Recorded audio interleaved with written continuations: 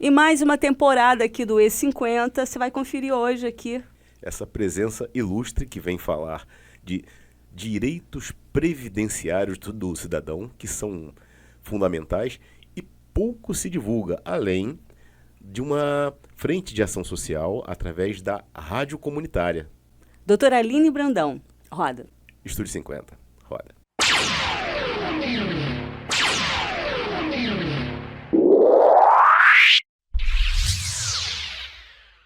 E hoje aqui no E50 eu tenho o prazer de estar recebendo e vamos bater um bom bate-papo, né? Não sendo redundante, com a doutora Aline Brandão. Ela é carioca, mas agora está apaixonada em Araruama, é isso mesmo?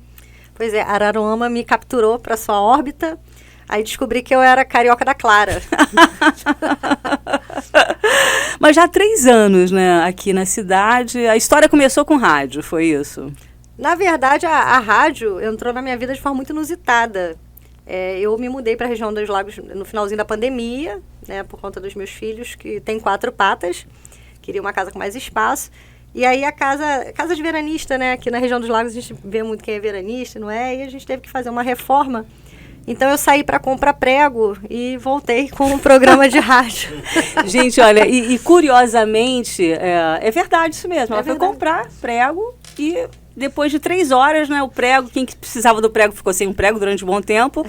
E voltou com um programa de rádio que acontece há 3 anos, que é na Novo Horizonte, né, na rádio comunitária daqui de Araruama, que fica Barbudo.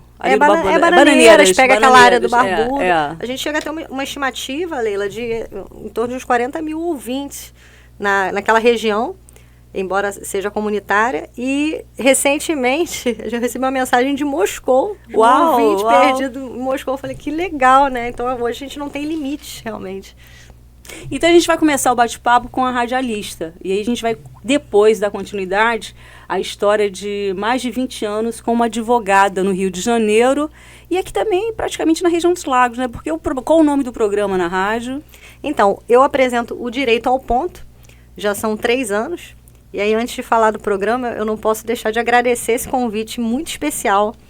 A Leila, praticamente agora uma mentora, esbarrou comigo na rua, já era. Falei, dá dinheiro, mas não dá confiança, e ela deu. Não foi por falta de aviso. Então, eu quero muito agradecer Fui abduzida. Fui capturada. E já trouxe para abduzir também o João, né? Maravilha. Não, o João agora é pra vida. Você avisou isso a ele, né? Já, ele tava nas letras miúdas do sorrindo, contrato. Né? Falei, cuidado com o advogado, tem letra miúda. Mas conta pra gente, porque há 3 anos você, vindo do Rio de Janeiro, né, pra estar toda segunda-feira, durante 1 hora no programa, religiosamente, isso já é paixão, né? Eu digo que rádio, eu como radialista, gente, não tem como viver sem o rádio. Não, é engraçado você me colocar isso, porque ninguém imagina, principalmente nos dias de hoje, fazer um programa de rádio, não é comum. Embora, né, você seja radialista aí de carreira e está me ensinando muito, mas foi algo totalmente atípico e, como você bem disse, me apaixonou, eu me encantei. O rádio, assim, a gente não consegue ver a carinha das pessoas, não consegue olhar a plateia, mas nós recebemos essa energia de uma forma muito inebriante, né? E por isso até é importante o ouvinte, você ouve rádio, gente, por favor, manda mensagem para a rádio que você ouve e fala lá com a equipe, manda aquele abraço especial, porque maximiza ainda mais. Então, há 3 anos, religiosamente, toda segunda-feira tem o Direito ao Ponto, que inicialmente começou com um quadro. Olha, que foi no programa do Zé Maurício. Sim. Zé, beijo pra você, Zé, grande companheiro aí de rádio também. E me atura já esse tempo todo. Zé Maurício é um padrinho pra mim na rádio. Sempre falou bem de você, sempre falou bem de você. Foi uma conexão imediata, porque quando eu conheci o Zé, eu fui conhecer o estúdio inicialmente. Ele, não, você vai ter um quadro. Falei, vou, né? Comigo não tem tempo ruim. Na segunda seguinte já estava eu lá, 15 minutos no programa dele. E aí, inicialmente, o Direito ao Ponto era um quadro que não durou, acho que não durou nem 2 meses, porque o pessoal começou a mandar mensagem com mais perguntas e precisamos de um espaço maior. Então, comecei com o programa de 1 hora, que já fazem aí 3 anos respondendo às dúvidas da população. Gente, mas a delícia toda dessa loucura é que saiu para comprar um prego, voltou com um programa de 3 horas e hoje é diretora da Nova Horizonte. Pois é, a gente aqui vai igual o Jack, a surpresa. Então, estamos aí. O objetivo maior é esse fortalecimento da comunidade. E a rádio, ela tem um impacto muito significativo. Porque, Leila, assim, eu vim de uma família muito humilde, né, e tudo mais. E me destaquei pelo estudo mesmo. Passei no concurso com 17 anos, fui chamada com 18, né, fui a chefe mais nova do Brasil, enfim. Mas quando você começa a se distanciar, às vezes a gente esquece que existem muitos Brasis dentro do Brasil.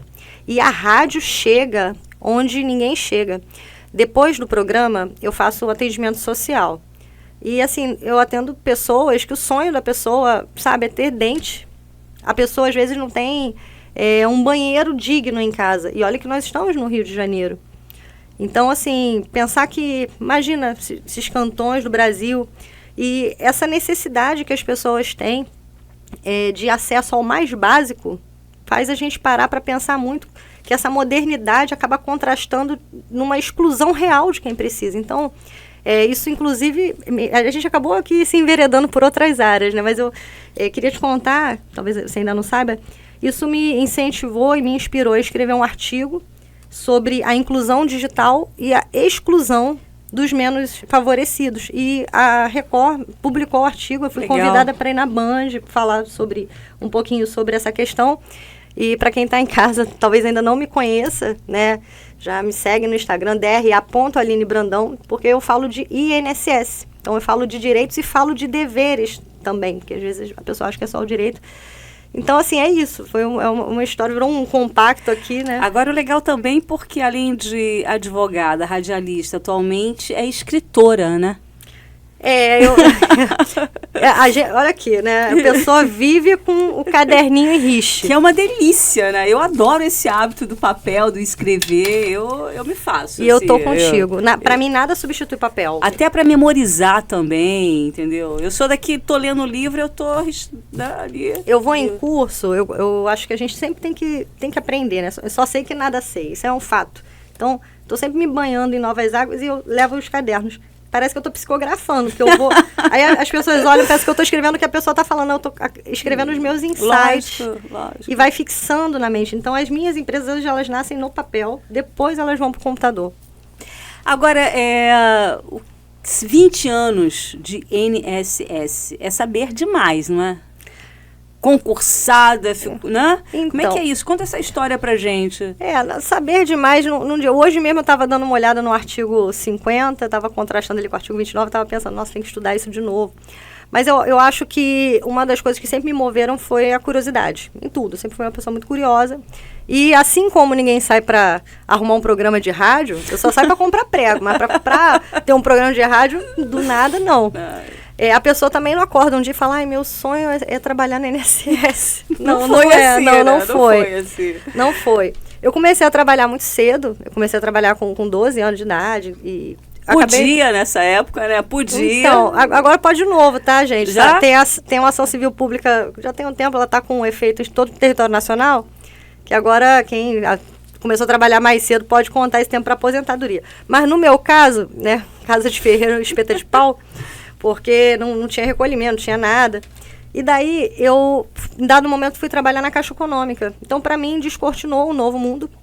E eu fui apadrinhada pela gerente, né, pelos meus colegas. Aí veio uma legislação nova que permitiu o trabalho do prestador de serviço em empresas públicas, porque antes não podia, só podia vigilante, o que não fosse a área fim. Então, eu acabei o estágio e iniciei ali como prestador de serviço. E o meu sonho era o quê? Passar na Caixa Econômica. Porque na minha família não tinha essa coisa de concurso. Na época era folha dirigida, você lembra? A gente não tinha internet. João tá ali batendo a cabeça assim. Pois é, vou botar um espelho aqui para ver o João, porque essa época, hoje eu até vejo que a gente dava mais valor, porque as coisas, você precisava ralar, você tinha um sacrifício para conseguir. Eu economizava o dinheiro do concurso, que na época eu não tive nenhuma benesse, né? Na época você só tinha cota racial, você não tinha cota para pessoas com uma questão social ali mais inferiorizada. Então, eu andava por dia 7 quilômetros para economizar passagem, para poder pagar o concurso. Meus amigos da Caixa fizeram vaquinha, meus amigos até hoje, eu tenho amigos até hoje dessa época. Então, o meu sonho era passar na Caixa. E aí, tudo que era concurso que aparecia, eu ia fazendo. Ia fazendo. E trabalhei na Caixa durante muito tempo como terceirizada corretora de seguros. Hoje eu tenho uma corretora de seguros. Também. Eu tenho algumas empresas. E eu gosto de empregar pessoas. Eu acho que a economia ela tem que movimentar, tem que mobilizar. Pois bem, eu passei na Caixa, mas fiquei numa colocação muito distante. E acabei sendo chamada para o INSS antes. Só que eu não sabia que era INSS. A moça me ligou. Daqui da Previdência Social. Inicialmente eu achei que era um trote. Aí eu vi o DDD de Brasília. Eu falei, da onde? Ela, Previdência Social. E como eu era corretora da Caixa, eu trabalhava na Caixa Vida e Previdência também. Então eu vendia os seguros da Caixa, que ninguém vai na Caixa quando não fazer seguro, né? Eu cheguei a ser a maior vendedora do Brasil, porque eu acredito no seguro. Então eu olhava ali qual que era a situação para encaixar realmente com a necessidade. E eu lembro do seu Ivanildo, que era um senhor que fez um seguro, que não foi nem eu que vendi para ele, teve um problema cardíaco e não estava conseguindo receber esse seguro. E eu estava brigando com a Caixa Vida e Previdência para pagar o seu Ivanildo. Então, quando eu recebi aquela ligação de Brasília, a moça falou, da Previdência Social. Eu falei, até que enfim que vocês ligaram. Você tem noção de quanto tempo eu estou esperando esse telefonema? Ela, desculpa, senhora, é que a gente está com uma lista aqui muito grande. Falei, puxa, mas aí a vida de outra pessoa está dependendo disso. Ela, mas eu não estou entendendo, eu estou ligando do concurso. Eu, oi? Um curso? Aí já fiquei simpática. Não era seu Ivanildo. Não era o seu Ivanildo, mas não conseguimos depois. Antes de sair, firmei esse compromisso e conseguiram liberar o seguro dele, graças a Deus. Conclusão.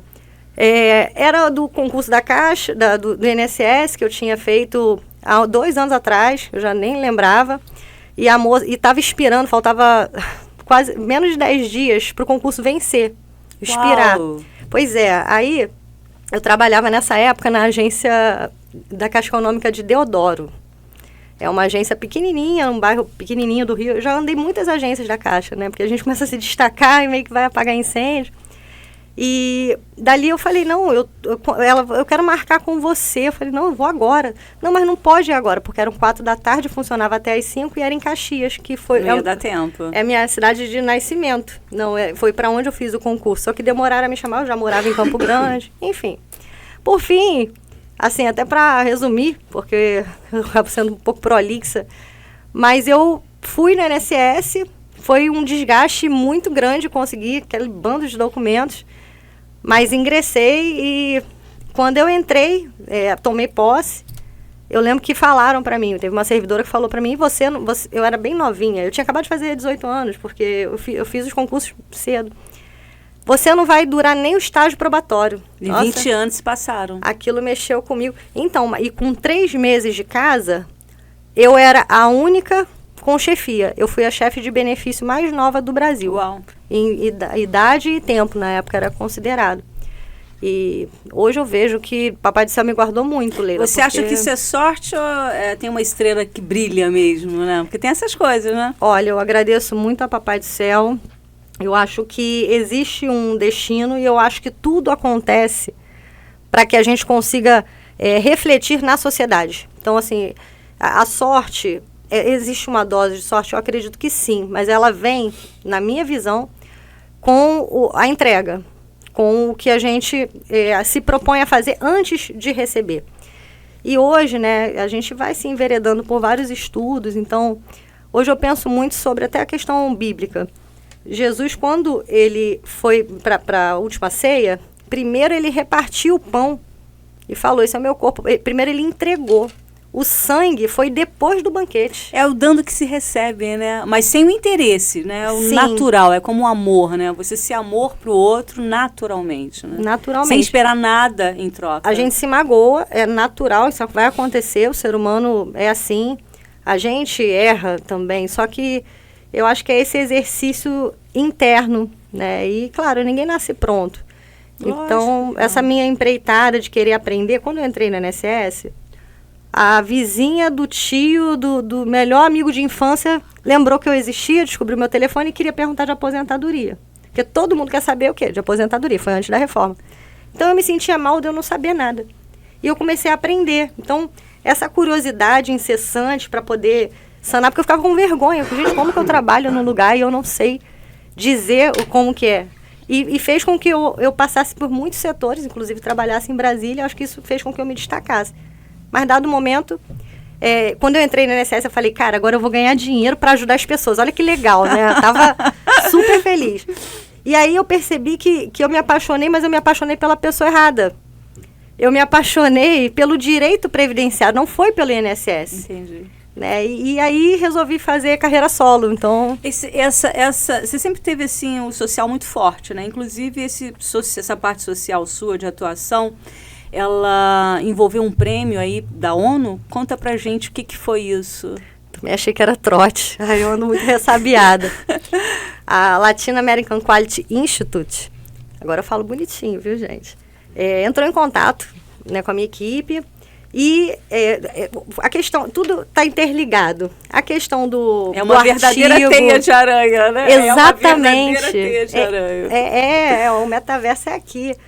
E, de repente, assim, começa a propagar, né, as coisas que a gente vai fazendo, as boas e as ruins, né? Você me pergunta de sorte, é tudo uma construção. E aí eles entraram em contato, dizendo que ia ter um fórum em Manaus. E é uma entidade internacional muito respeitada, reconhecida pela ONU. E de acordo assim, com os nossos índices, a questão humanitária, né, porque eu prego muito a advocacia humanitária, eu acho que o advogado ele tem uma responsabilidade muito grande de ser, sim, o primeiro juiz da causa. Essa frase é de Sobral Pinto. E a gente não, na minha visão, você não pode ver o cliente como um pedaço de bife, alguém que eu preciso cobrar. Não, peraí, deixa eu ver se eu consigo ajudar, se eu consigo... não vou dizer nem resolver 100%, porque quem decide é o juiz. Mas se eu consigo vislumbrar a possibilidade real de ganho, de satisfação e jogar limpo para o cliente, para aí sim precificar. Então, essa nossa forma de atuação fez com que houvesse esse convite.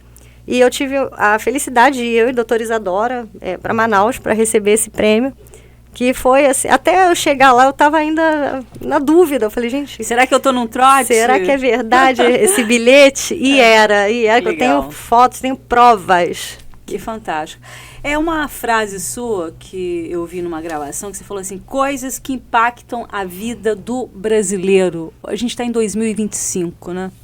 Você com essa estrada da sua vida, hoje tem uma juventude aí, né, almejando um futuro, ou a gente olhando e desejando um futuro melhor para essa juventude. Como é que você vê esse impacto socialmente, os jovens, os idosos? Porque, como você comentou anteriormente, né, tem pessoas ainda que não têm saneamento, não tem um banheiro decente, né, não tem a comida no prato, e isso dói, né?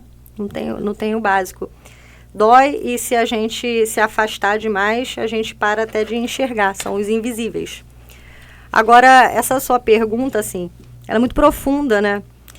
E é difícil dar uma resposta exata, mas eu costumo dizer que, assim, o sucesso, né, parafraseando o sucesso, que é um para determinada pessoa e é outro para outra pessoa. Então, é importante você...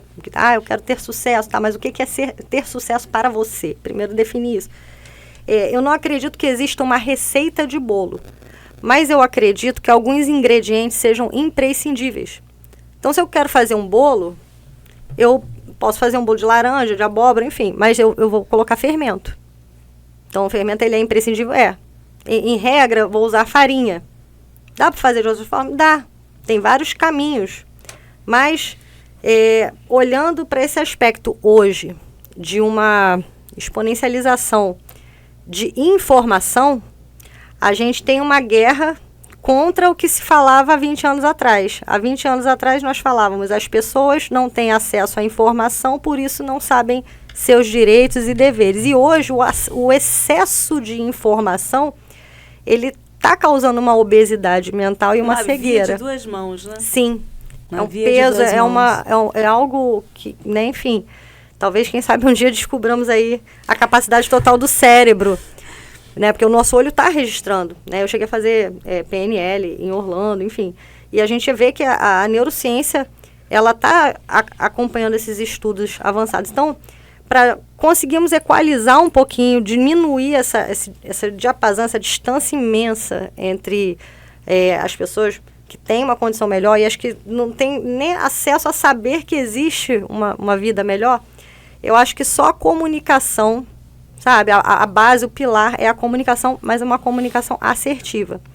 E aí, agora, no que eu acredito, né, porque existem várias pessoas aí que pensam o contrário, mas para mim, Aline, hoje, a gente tem que ter muita clareza do lado que a gente escolhe. Existe, para mim, sim, uma batalha do bem contra o mal, e eu acho que para que o mal vença, basta que o bem se cale. Isso é real.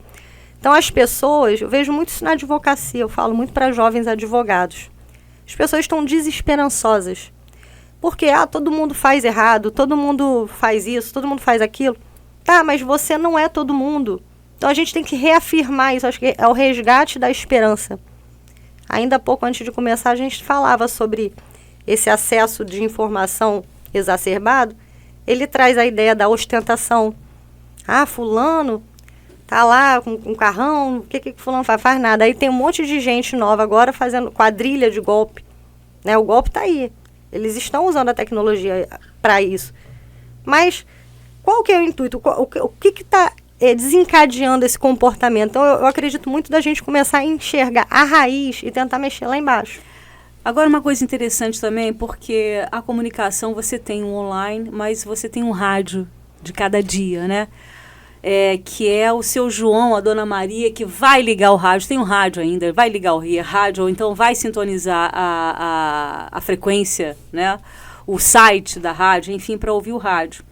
Agora também eu acho que o que eu sinto falta é da comunicação aonde você alerta o que não está sendo feito. Essa comunicação, ela é importante, né? Porque, como você colocou aí agora pra gente, né? Do antes e do depois. Antes era falta de informação, agora é informação demais. Tá, mas o seu João e a dona Joana, que continuam numa situação de sobrevivência, quem está alertando, quem está falando isso? Quem está, entendeu? A comunicação também, eu acho que ela se afastou para virar o lance do influencer, né?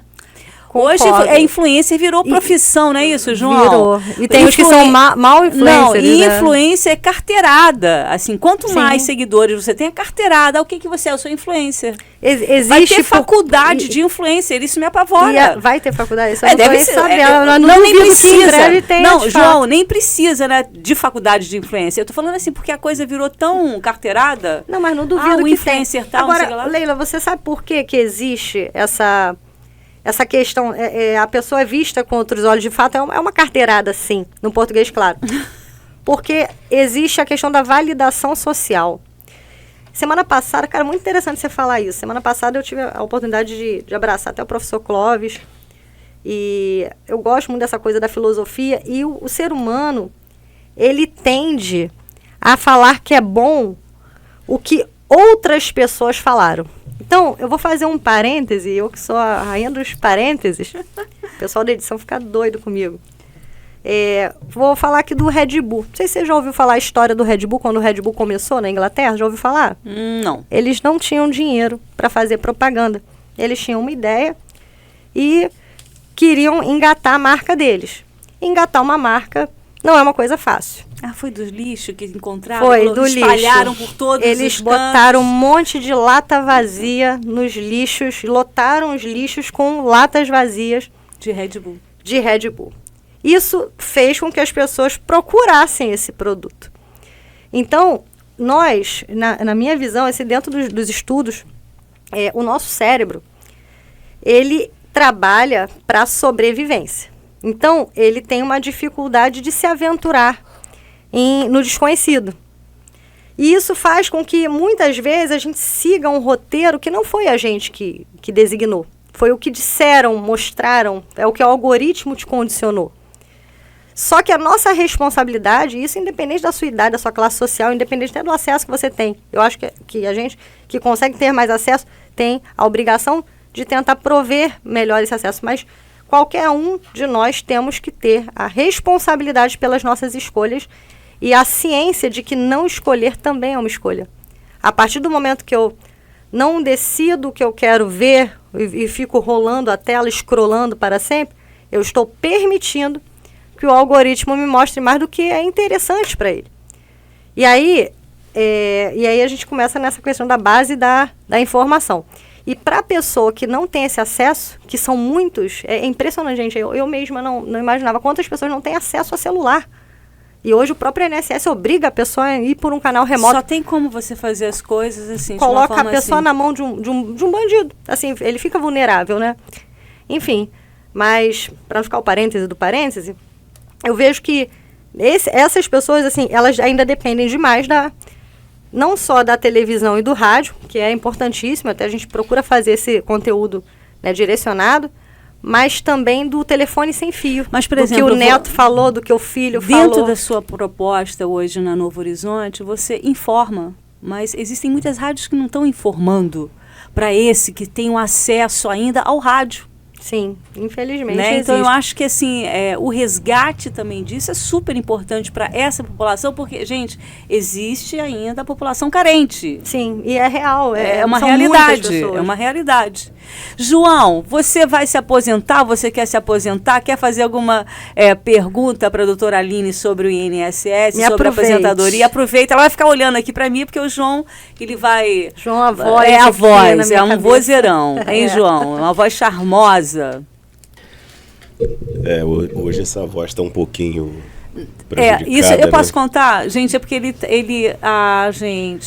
não vou contar, né, João? Essa vai ficar pro próximo episódio. Porque é uma história, por isso que ele tá com a voz assim. Mas eu posso falar, assim, pra mim, eu que estou ouvindo hoje, achei um vozeirão, e se não me contasse essa história cabulosa, eu não saberia, e nem desconfiaria, não, né? E seria fã do mesmo jeito. Então, duas fãs aqui, João. Vai aposentar? Quer fazer uma pergunta? À vontade aqui. Agora é o momento saia justa. Vamos lá. Hoje, esse assunto de aposentadoria virou quase que um tabu, né? Porque existem cálculos e mais cálculos e mais Sim. cálculos que vêm surgindo aí para, pelo menos, desesperançar aqueles que um dia, quem sabe, virão... Talvez perante, né? Pois é. Eu sou, no caso, servidor público de carreira há quase 30 anos. Ou seja, de certa forma, eu pego a legislação antiga desse sentido e, enfim. Quando veio a reforma da Previdência, eu já tinha o que eles chamam de... Hein, Aline? Você já tinha direito adquirido. Direito adquirido por mais de 20 anos, é isso? Tá, então eu vou explicar o que é direito adquirido. Pode concluir sua pergunta, que eu só estou tomando nota aqui. Você está anotando tudo aqui, João. Você vai sair aposentado daqui hoje. Oh, meu Deus. Eu falo, não tema, com a Aline não há problema, má propaganda enganosa é crime, tá? Só para lembrar. E aí, tem a questão do serviço público, Tô tranquilo. Entretanto, eu também trabalhei na iniciativa privada e hoje contribuo como pessoa jurídica. Constituí uma microempresa e estou seguindo com a parte da produtora, enfim. E são tipos diferentes de aposentadoria. Enquanto professor, eu tenho direito à aposentadoria especial, que no meu caso são 30 anos, e isso... na legislação não tão antiga, na legislação mais antiga ainda, que é meado da década de 90, que foi quando eu ingressei, eram 30 anos e 53 anos para homem e 48 para mulher. Aí depois passou para 50 para mulher, 55 para homem. E agora, sinceramente, não sei como está isso no serviço público. Porém, para a iniciativa privada, noves fora, acho que eu só saio com 65 anos. É isso? Vamos lá. Primeiro eu vou te fazer umas perguntas aqui para direcionar. Para essa câmera aqui. E vou, perfeito. Não fala para ficar à vontade. Não, pode ficar à vontade mesmo. Eu acredito. Bom, vamos lá, João. Quando você passou no concurso público, você já trabalhava de carteira assinada, certo? Isso. Você já pagou carnê alguma vez na sua vida? Tenho registro em carteira antes de entrar. Eu trabalhava de carteira assinada antes de ingressar no serviço público. Não pagava carnê, nunca pagou. Ok. Quando você entrou no serviço público, você levou um documento chamado CTC, Certidão de Tempo de Contribuição? Não. Parabéns. Menos pessoas enganadas. Vamos lá, como é que funciona? O João falou aqui que ele tem um vínculo público, então a pessoa, dependendo do estado, do município que ela trabalha, eles têm uma administração própria e aí existe um RPPS, Regime Próprio de Previdência Social. O INSS é o RGPS, é o Regime Geral de Previdência Social, ou seja, é o geralzão onde entra todo mundo. E aí o segurado ele é obrigatório a entrar no INSS. Quando ele faz o concurso, ele vai para um outro ente, vai virar militar, aí ele vai ter um regime próprio.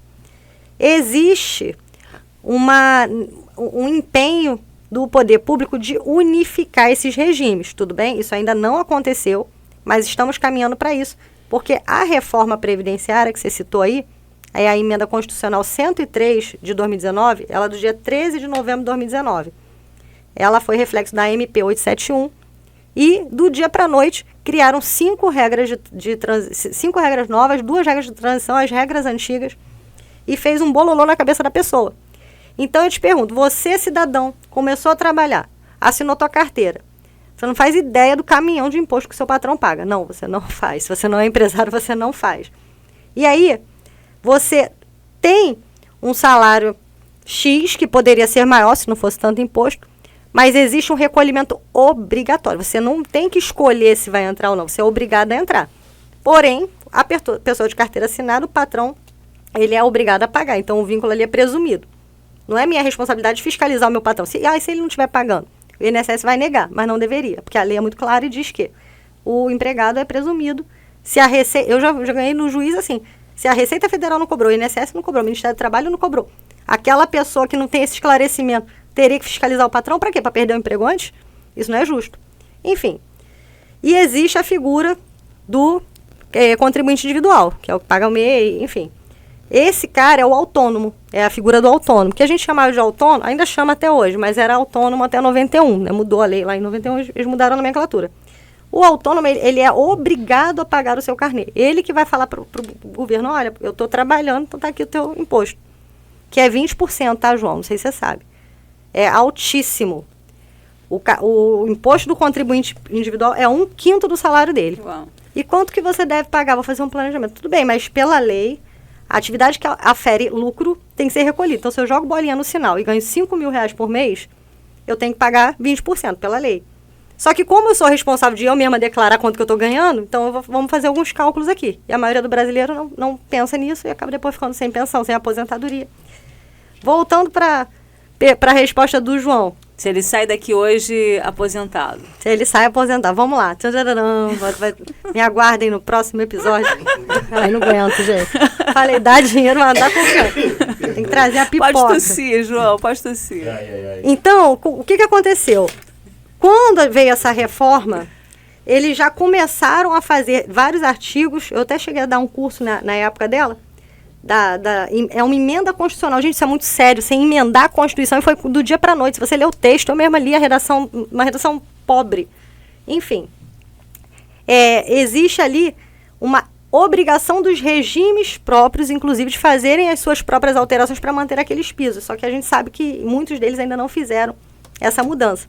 Porém, até a emenda, se o João tivesse levado o tempo dele, o tempo que ele trabalhou como CLT, o patrão pagou para quem? Para o INSS.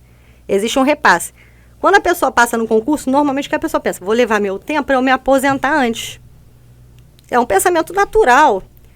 Aí ele pede um documento chamado CTC, Certidão de Tempo de Contribuição, que é como se fosse um cheque de tempo. Para a pessoa, um cheque de tempo. Você trabalhou 10 anos, leva esses 10 anos para lá. Para o governo, é um Comprev.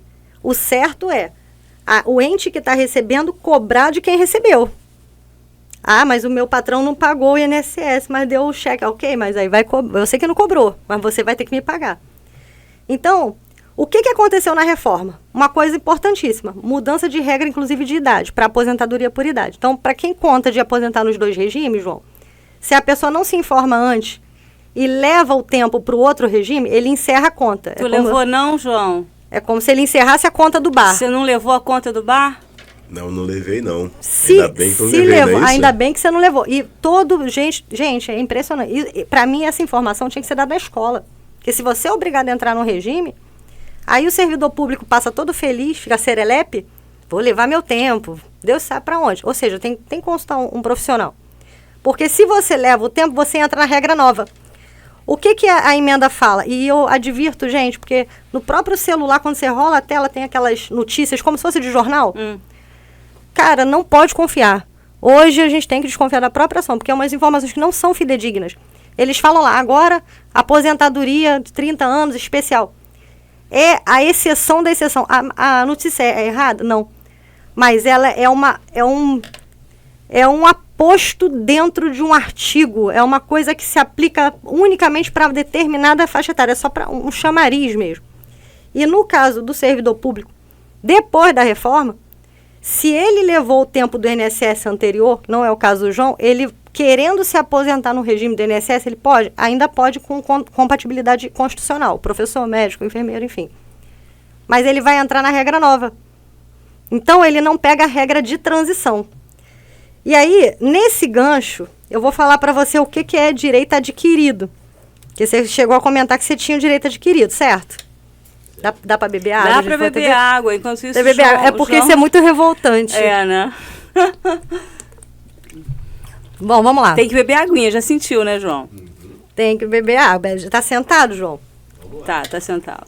Direito adquirido, pela lei, é quando você implementa todos os requisitos para aquela determinada legislação.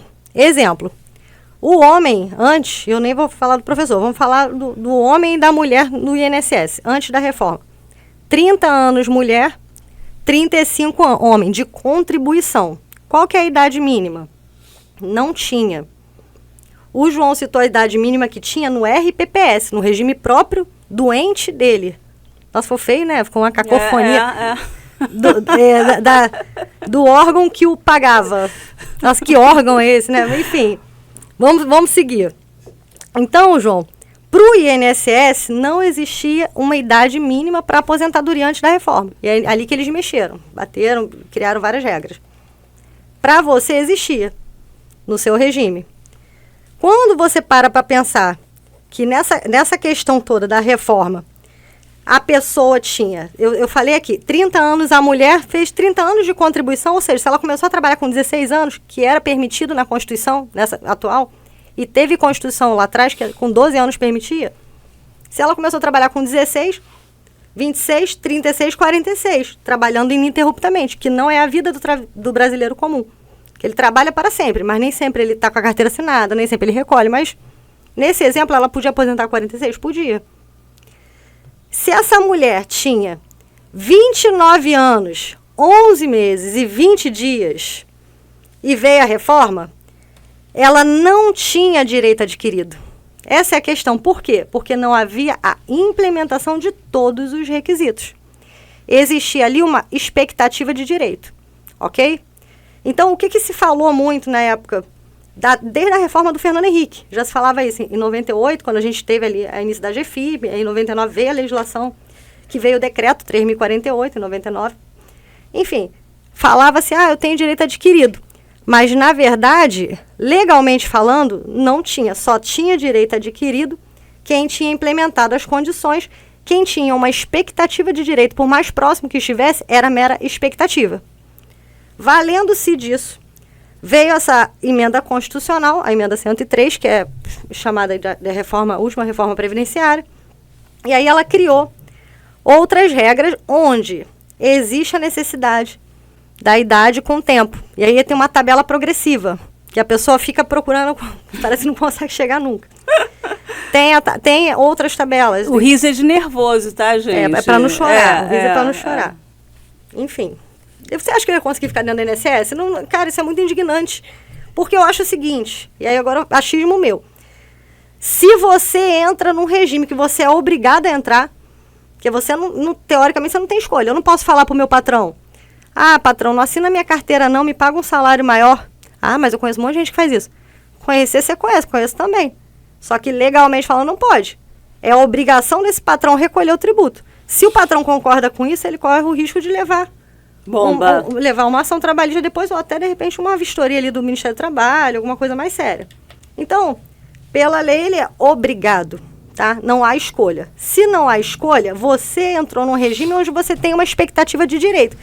E aí agora que eu já estou no segundo tempo do final do campeonato, agora eu tenho que fazer 10 gols para poder, né? Eu estava com um gol, achava que estava ganhando. Agora eu tenho que fazer 10 para ganhar? João, então no seu caso são 10 gols? Então, João, no seu caso, o que você precisa fazer?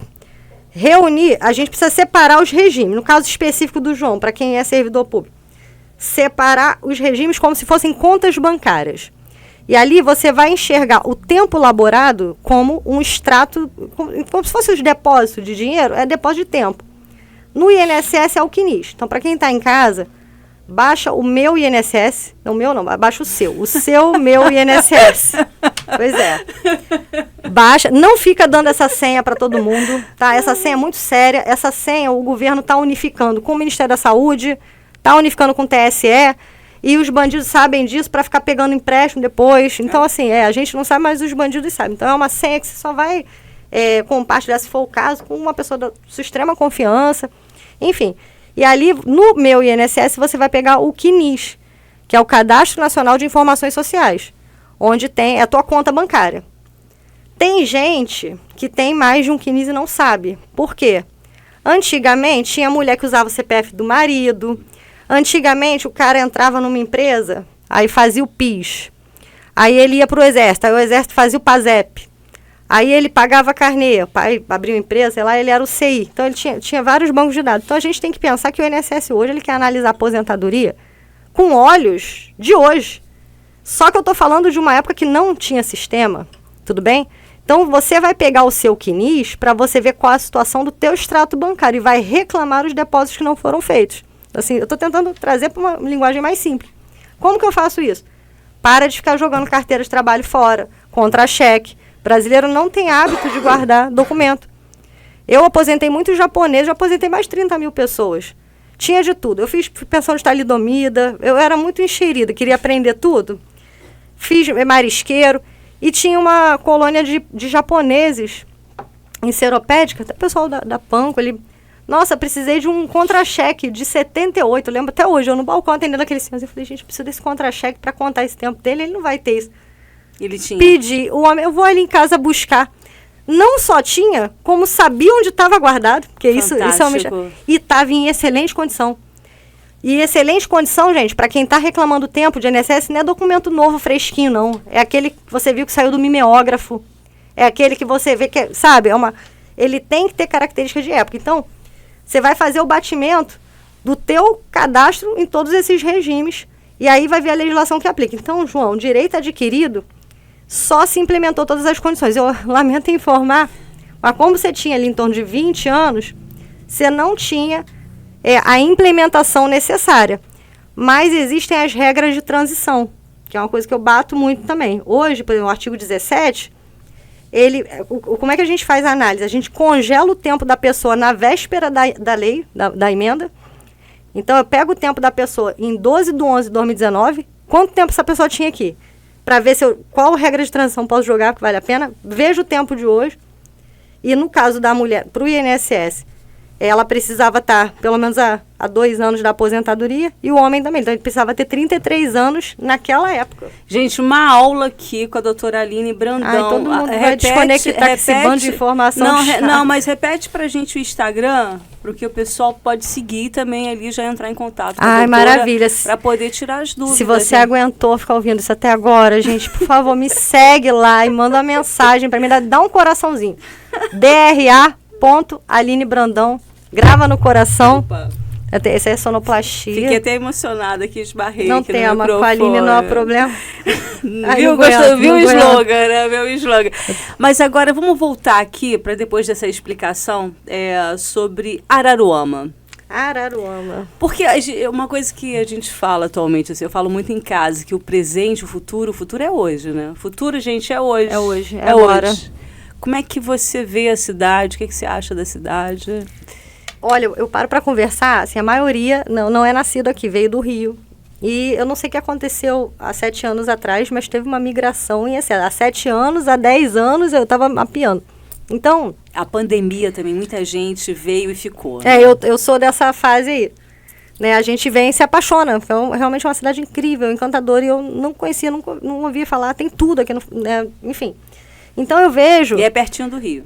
Que para litoral, hoje até fiz um post no Story falando sobre isso, assim, as pessoas estão mais tendenciosas a morar mais próximo do litoral. Esse movimento aconteceu alguns anos atrás. Eu, desde 2009, acabei indo para mais próximo do litoral. E o Rio de Janeiro, a capital, ela está super populosa e ela está extremamente valorizada. O Rio é muito caro, né? Então, eu percebo que existe essa migração de pessoas que estão buscando qualidade de vida e estão descortinando. E isso até aconteceu, de certa forma, comigo também. Aqui a gente tem uma propriedade grande, algo que no Rio de Janeiro seria inviável. Eu consegui até a nível de espaço mesmo. E daí, você também tem, né? Faz o trabalho rural eventual. Então, assim, eu percebo que a cidade é uma cidade estruturada, porém, é muito evidente, na época de grandes temporadas, como fica inchado, né, de pessoas e algumas deficiências pequenas. Mas as pessoas que estão vindo para cá com esse cunho migratório de moradia, de residência, estão colaborando para uma prosperidade da cidade. E aí, mais do que nunca, o nosso trabalho como comunicadora, né, você que é uma grande radialista aqui, muito conhecida, de incutir e reafirmar sempre essa necessidade da gente cultivar os bons hábitos. Porque aqui em Araruama, gente, a pessoa para na faixa para o outro atravessar. Pois é, não é só em Brasília, não é só em Petrópolis, não. Em Araruama existe isso. Aqui em Araruama, eu fiquei muito surpresa, porque eu cheguei na padaria, tinha acabado de me mudar, ainda não tinha ido comprar prego, e dei bom dia, e todo mundo me respondeu. Eu já estava meio que esperando não receber um bom dia de volta. Então, eu acredito que faz parte da gente que já está aqui. Reafirmar esses hábitos culturais para abraçar essas pessoas, acolher essas pessoas que vêm, mas que a gente também tem uma certa seletividade para que as pessoas venham com o ímpeto de construir, porque a parte ruim também cresce, né? É verdade. E aí é orar e vigiar. João, nesse orar e vigiar, mais alguma pergunta que você gostaria de fazer para a doutora Aline Brandão, para a gente poder estar finalizando, essa participação aqui bem descontraída? Bem, eu estou aqui com, sabe, alguma coisa hipotética? Suponhamos que a pessoa trabalhe de carteira assinada, não sei quantos anos, em mais de uma empresa, e de repente, opa, tô no tempo para aposentar, legal. Aí pega aqueles documentos, pega a carteira, vai lá, agora através do meu INSS, é isso, Aline, que a gente dá entrada? Sim, exatamente. O pedido agora do INSS, oficialmente, é pelo meu INSS. Se a pessoa não tiver o meu INSS, João, ele pode ligar para o telefone 135. Aí o 135 vai fazer vai entrar no meu INSS para ele, basicamente é isso. Vai gerar um protocolo lá e aí, se tiver alguma exigência, ele tem que acompanhar de qualquer forma, porque o INSS não está mandando carta. Mas o pedido oficial é pelo meu INSS. Entendi. E aí, de repente, pega lá, junta tudo. Poxa, eu preciso de 30 anos, já tenho 33. Poxa, que legal. Aí eu vou lá, apresento a evidência documental, né, a carteira de trabalho. Não, isso aqui é carga probatória para eu resolver a minha vida. Beleza. Aí, de repente, descobre que aquela empresa que estava ali num determinado período, de tanto a tanto, 6, 7, 8 anos, não contribuiu, mas está ali. Está na carteira, mas não está no CNIS. Está na carteira, mas não está no CNIS. Qual é o tamanho desse abacaxi na prática, Aline? Cara, excelente a tua pergunta. Vamos lá. A sua pergunta é a realidade de mais de 90% dos brasileiros seletistas que têm uma longa jornada CLT. Não é incomum a pessoa ter um período, não vou dizer de 7 anos, mas um mês faz uma diferença na vida da pessoa. Um mês pode colocar ela na regra do artigo, igual eu te falei, do artigo 17, que ela pega uma regra de 50% de pedágio e tirar e botar na de 100%, ou colocar ela talvez até na outra. Então, João, vamos lá. O tamanho do abacaxi é o seguinte: o artigo 19 do decreto 3.048, e não, isso não foi combinado, gente, porque é uma cachaça, é muito tempo bebendo da fonte. O decreto 3.048 de 99 regulamenta a Previdência no Brasil. E o artigo 19 diz que, uma das coisas que ele fala, que ele é extenso, que a carteira de trabalho é uma prova plena, ok? Então, tecnicamente, se você tem uma carteira que não está rasurada, não está molhada, não está rasgada, não está com pulga, porque se tem placa é verdade, já peguei carteira que eu fiquei me coçando a semana inteira, e ela está em perfeitas condições, você juntou no processo, ela é prova. Está dizendo lá na legislação. Só que, entre o que diz a lei e a prática, o que eu tenho na prática? Eu tenho um sistema muito bonitinho chamado meu INSS, que é uma perfumaria, porque ele é bonito, é o layout. Mas ele alimenta um sistema que roda em Unix. É primo do DOS. Quando eu fui para Brasília, eu fui para ajudar a desenvolver um sistema Windows. E quando a gente estava finalizando, eles cortaram o orçamento e voltaram. Muito tempo de trabalho. Trabalhava fim de semana, feriado. Tem muita gente boa, gente em todo lugar. No serviço público também. Infelizmente, os maus aparecem. Então, João, o que acontece? Você junta a tua carteira, o servidor vai olhar o CNIS e vai falar, pô, como é que de 2000 a 2007 esse cara não tem nada, não tem uma GFIP, que a GFIP nasceu em 98 e virou obrigatória em 99. Antes da GFIP era a RAIS, que era alimentada uma vez por ano, que era um risco imenso da informação não ter, era CAGED. O cara não tem uma GFIP, não tem uma reclamatória trabalhista, não tem nada. O cara, coitado, ele não sabe disso, ele sabe da vida dele lá, do trabalho que ele exerce. Aí ele vai pensar, vou mover uma ação contra o meu patrão. Vai nada, porque com a reforma trabalhista só tem 2 anos. Já era. Eu vou dar um exemplo aqui de 2000, 2007. E aí o João, todo animado, apresenta a carteira e o servidor, com medo, se eu colocar esses 7 anos e essa carteira for fria, for falsa, porque como é que o servidor olha? Digitalizado. E isso, gente, eu bato muito nessa tecla. Aí o advogado, nós advogados, temos a responsabilidade muito grande de fazer um processo muito, muito bem feito, porque você vai digitalizar um documento que tem características temporais. Tem gente que bota de cabeça para baixo, bota fora de ordem, bota 2 carteiras, acaba uma, continua a outra e sobe a outra. Então, o servidor hoje, ele não tem segurança para inserir esse tempo baseado meramente na carteira que você apresentou. O que é um absurdo, porque ele deveria ter, porque a lei ampara.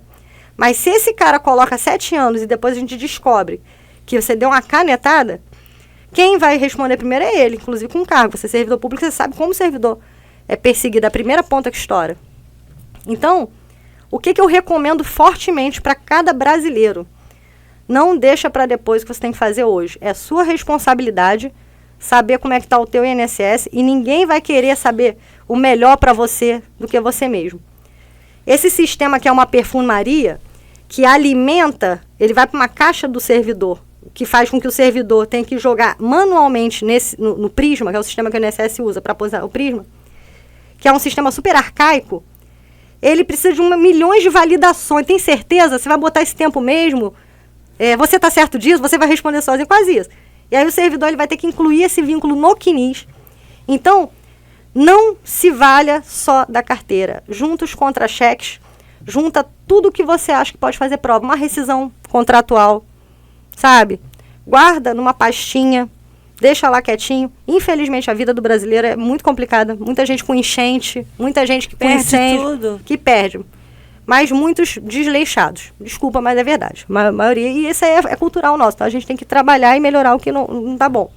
Então, João, é muito importante começar a ver isso o quanto antes. Não tem idade mínima, mas se já passou dos 30...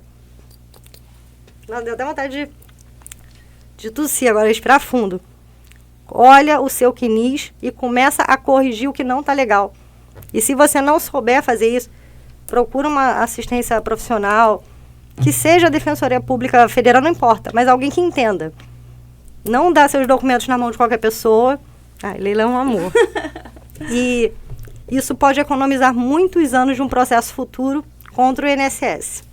Quando é ao vivo é assim, gente, é ao vivo mesmo, né? Ainda mais a gente que é de comunicação, de rádio, de televisão, é tudo muito assim, como a vida é. E eu tô nervosa, eu vou te falar, eu não ia falar não, mas tô, porque, gente, é muito legal, o podcast é uma coisa, assim, impressionante. Fantástica, né? Então, já sei, já vai ter estúdio na Nova Horizonte para podcast, João. Adorei. A gente vai participar lá, hein, agora, também. João, responde a pergunta, nem sei Respondeu, mais. João? Pra gente poder finalizar. Acho que o João dorme com essa minha resposta. Não, eu tô aqui prestando atenção em cada detalhe. Ele é ótimo. Maravilhosamente. Ele é nerd, entendeu? Então já tá... então vai dar muito bem com ele. Já pegou tudo. Mas ele começou a pergunta falando de quem tinha 2 empregos. E aí é multiplatividade. E multiplatividade é um assunto bem interessante. Se vocês me chamarem de novo, eu falo. Então vai ter que ter o de novo, gente. Opa, já deixei. O que você gostaria de falar que a gente não chegou assim a comentar nesse momento? Não vamos entrar na política, né? Porque primeira participação. Mas você tem alguma coisa assim, de repente, que você gostaria de falar de âmbito nacional com relação do acreditar na política? Da nossa postura como cidadão? Vamos lá. Eu quero falar assim. E eu acho que a primeira política tem que partir de nós próprios. Né? Quando a gente tem um dedo apontado para qualquer direção, a gente tem 4 apontados para a gente. E assim, o que eu percebo são famílias inteiras com um grupo de WhatsApp arruinado por causa de A, B e C. Então, assim, por muito tempo as pessoas, Aline, você é fulana ou você é ciclana? Eu falei, eu sou a Aline Brandão, né, a sua solução. Então, eu com os meus bordões aí, mas por quê? O brasileiro de verdade, se não trabalhar, não come. Eu escolhi sair do serviço público, eu saí do INSS por decisão. Eu pedi exoneração, porque eu não queria compactuar. Você tá louca, você tá jogando fora o sonho de todo mundo. Eu falei, gente, eu não tô feliz com isso. Eu achei que eu estava ganhando dinheiro para ajudar as pessoas e eu tô tendo que fazer um processo de uma análise de 40 anos em 30 minutos num sistema que não funciona. Isso estava me remoendo. Eu fiquei doente, fiquei com burnout. E aí dei o salto no escuro da piscina. Não foi fácil, mas é construída a sorte. Então, para a questão política, eu acho que é importante primeiro a gente saber no que a gente pode melhorar. Eu falo muito isso no programa da rádio. A limpeza da cidade está horrorosa. Eu falo, vocês recebem as visitas aqui, porque quem mora na região dos lagos, as visitas logo lembra da gente, né? No verão, então, leva um saquinho para a praia, guarde o seu lixo, porque amanhã é o teu filho que está brincando com a garrafa quebrada lá e vai cortar o pé. Então, assim, eu tenho que cobrar da prefeitura? Tenho, mas eu estou fazendo a minha parte, por mínima que seja. Então, eu queria, já que você me perguntou, né, eu acho que seria interessante reforçar isso. O que eu posso melhorar? Será que eu consigo fazer, sem ninguém me ver e todo mundo me vendo, a mesma coisa? Porque se eu tenho vergonha de alguma coisa que eu estou fazendo, vamos melhorar, sabe? Acho que ninguém é perfeito, está todo mundo em construção, mas tem que partir uma necessidade. E, por fim, todo mundo falar, esses políticos, tudo ladrão. E eu, quando fui servidora, era muito ruim, porque a gente trabalhava, sabe? Eu saía 3 horas da manhã do INSS, sabe? Fazendo processo, olhando, analisando. E as pessoas não reconhecem porque reverberam a parte ruim. Então, gente boa, gente ruim tem em todo lugar. Na política, parece às vezes que é uma praxe, mas qual o conhecimento que a gente tem disso? Não, antes de falar, parar e pensar. E se você não está fazendo nada, procura a Câmara Municipal da tua cidade, vai se inteirar das leis. Quando eu vim para cá, eu fui fazer isso. Eu sou enxerida, fui lá, que leis são essas que estão aprovando? Para você poder ter o que falar. E não se garantindo o que os outros falaram. Então, essa é a minha dica. Obrigada pela tua participação, encerrando mais um episódio. O primeiro episódio da nossa 5ª temporada. João, é contigo? Eu quero agradecer imensamente a presença da Aline aqui. Olha, que papo rico. Esse é o termo que eu gostaria de trazer aqui à nossa bancada. Que riqueza essa conversa. Então, gratidão imensa, Aline, e contamos em tê-la mais vezes aqui conosco. Ai, não me convida não que eu venho, gente, eu amei essa energia. Olha, saiu para comprar prego, lembra da história, né? Pois é, gente, eu amei demais. Muito, muito obrigada.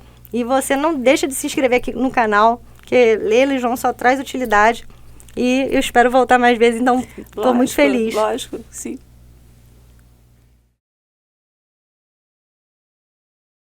Que papo sensacional. Olha, deu vontade de aproveitar a presença da doutora Aline aqui e perguntar cada vez mais e mais. E certamente essa foi a vontade de quem assistiu esse episódio, não foi, Leila? Com certeza, mas você pode conferir também e acompanhar a doutora Aline através do Instagram. Vai estar aqui, ó, para você conferir e se informar cada vez mais. Estúdio 50. Até a próxima edição. Até.